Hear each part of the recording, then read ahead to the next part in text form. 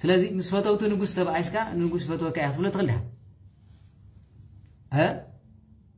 ምስ ፈተውቱ ምስ ዕረፍቱ ምስ አገልገልቱ ለይትን ቀትርን ድማ ዘገልግልዎ ማለት አነ ንዓኹም ኣይተድሊንን ኢኹም ንዑ ጥራሕ ዘድልየኒ ኢልካ እግዚአብሔር አምላክ ፈተውቱ ዘይትፈትኽንካ ንዑ ፈታዊ ክትከውን ትኽእል እስኪ ደሓን ግደፎ ናይ አምላክ ሞ ንጉስ ኳሲ ንኹሎም ንጽዮም ዘገልግልዎ ለይትን ቀትርን ንሱ ዝምስክረሎም እንዳሃለዎ ከሎ እዞም ባሮትካ እዚኦም ኣይጠቕሙን እዮም ክትብሎ ከለኻ ንስኻውን ዝገበርካ የለን ማለት እዩ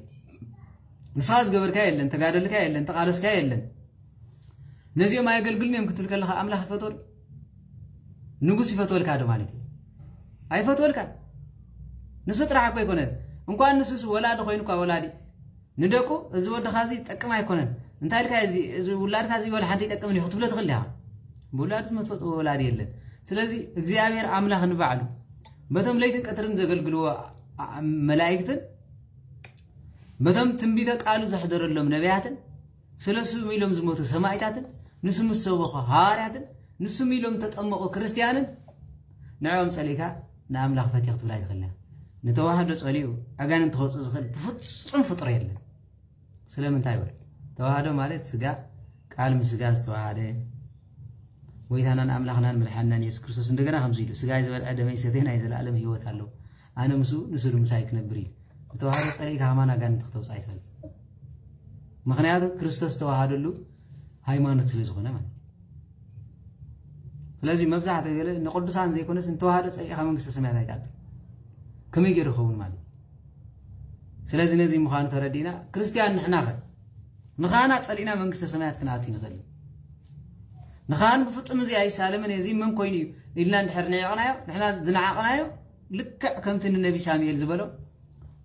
ንጉስ አንግሰልና ኢልካ ንእግዚአብሔር ለምነልና ክብሎ ከለው ወጎይታ በጀኻ ንጉስ አንግሰሎም ክብሎ ከለው ግዜ ኣኸለን በሎም እዩ መንሶም ግን ይጨቕጨቐንሉ ዘይተንግሰሎም ጎይታ ክብል ከሎ ንዓኻ ዘይኮንስ ንዓይ ኮ የምፀል እዮም ኢሉ ስለዚ ንነቢ ሳሙኤል ዝገበረሎም መን ማለት እግዚአብሔር ስለዚ ንዓኻ ዘይኮንስ ንዓይኦም ዝናዓቑ ብምባል ተጸየፎም እዩ መጨረሻ ግን መቕጻዕቶም ክረኽቡ ከሎ ኢና ንርኢ ማለት ስለዚ እዚ መስል ህይወት እንድሕር ኮይኑ ንቤተ ክርስቲያንና ንዕቕና ናብ ዶክተር እንድሕር ከይድና እቲ ናይ እግዚአብሔር ስራሕ ተናዒቑ ዶክተር ከመይ ገይሩ ልዕሊ እግዚአብሔር ክኸውን ይኽእል ቃል ዶክተር ኣኸቢርካ ቃል እግዚአብሔር አምላክ እንድሕር ዘይተኸብር ኮይንካ ከመይ ጌርካ ምሕረት ክትረክብ ትኽእል ዶክተር ኣብ ሰዓት ኣብ 3 ሰዓት ክትበላዕ ኣለካ ኢልኳ ትበላዕ ኣለኻ ግን ለውጢ መፀን ንግዚኡን ለውጢ ክመፅእ ክእል እዩ እንታይ ደኣ ኣብ ክንዲ ሰዓት ጸሊ ኣብ ክንዲ ሰዓት ስገድ ክበሃል ከሎ ደኣ ዘይንሰግድ ዘይንጸሊ ስለዚ ምሕረት ንደሊ እንዳም ካብ ዝገርመኩም ናይ እግዚአብሔር ምሕረት ክንደውን አምላክ ድኻምና ይፈልጥ ስለ ዝኾነ ከምዚ ይብል ማለት ብስም ጻድቃን እኳ ኣስሊ ጽድቂ ክትረኽቡ ኢኹም ብምባል እኖ ጸሎት ጻድቕ ንባዕላ እኳ ተስልጥ እዩ እዞም ንጻድቃን ዝጸልኡ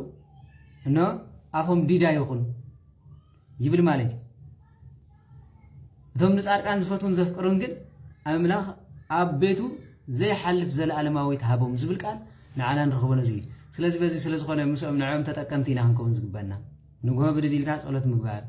ፋርስ ክኸውን ከሎ ጸሎት ምግባር ክርስቲያን እኮ ኣብ መዓልቲ 7 ጸሎት ክገብር ከም ዝግበኦ ዳዊት ንመዓልቲ 7 ግዜ የመስግኖ ኣለኹ ጥራሕ ዘይኮኑ ኩሉ ግዜ ንእግዚአብሔር ኣብ ቅድሚ ኩሉ ግዜ ድማ ዝርኦ ኩሉ ግዜ ከዓ የመስግኖ ኢሉ ማለት ስለዚ ኩሉ ግዜ የመስግኖ ክብል ከሎ ግን ሰዓት ፈሊ ናይ ስራሕ ሰዓት ናይ ጸሎት ሰዓት ኢሉ ይኸይድ ነይሩ ሎሚ ናይ ጸሎት ሰዓት ዝፈሊ ሰብ የለን ናይ ስራሕ ሰዓት ኣለዎ ምክንያቱ ብኣልኣርም ተስዩ ይኸይድ ማለት እዩ ንዑ ትኸውን ንጸሎት ትኸውን ኣልኣርም ግን የብሉን ጸሎት ክትኮን ከላ ግን ዲያብሎስ ንባዕሉ ብኣት ረኽባ በረኸትን ረድኤትን ሰብ ብዝብላዕ እንጀራ ጥራሕ ኣይነብርን ዝብል ከም ዝሰዓር ከም ስለ ዝፈልጥ እንታይ ዝገብር ማለት ድሓር ክትጸልይ ድሓር ከምዚ ክትገብር እስኪና ምን ሽሙሞ ደውል ኢሉ ኣብ ውሽጥኻ ቴሌፎን የደውለካ እታ ሰዓት ተሓልፉ ወይ ናይ ንጓ ሓሊፋት ንበቃ እታ ናይ ሰዓት 9 ክገብር ሰዓት 9 ከዓ ገለ ቲክቶክ ትርኢ ደቂቃ እዚኣ ደቂቃ እዚ ደቂቕ እናበልካ ስዑ ተረኻ 11 ፈርቓን ኮይኑ ወይ ኣብታ ናይ ፋዱስ ክገብር እዚ እኮ ዲያብሎስ ዝፃወተልና ከም ዘሎ ኣይርደናን ማለት ብኡንቡ እንታይ ዓይነት ሰብ የኽላኸላ ኣነ ኸ እንታይ ኢለ ክፀድቕ ኢሉ ተስፋ ቆሪፁካ ዝኸይድ እዚ ስለዚ መድሃኒት እንድሕር ደሊኻ ኮይንካ ብድድ ኢልካ ለይቲ ሰዓት 3 ስጋብ ሰዓት 5 ዘሎ ተስዩ ኩሉ ግዜ ፀበል ዝሕፀጥ ኮይኑ ብፍጹም ተኣምር ምሕረት ኣምላኽ ኣይንፈጎን ምንም ዝኾነ ይኹን እኳ ማለት ኣምላኬ ንዓኻ ኣሚነ ኣነ ይሕፀብ ኣለኹ ከም ሓጢኣት ኣይትመንነኒ ዝብል እንድሕር ኮይኑ ዘብለ ይብሉን ማለት እግዚአብሔር ኣምላኽ ድማ ነቲ ልሙነ ዘለኻ ዓስቢ ዘሂባ ኣይኮነን እንኳን ዶ ንክርስቲያን بكريستوس كريستيان تباهلك ولدم جبريل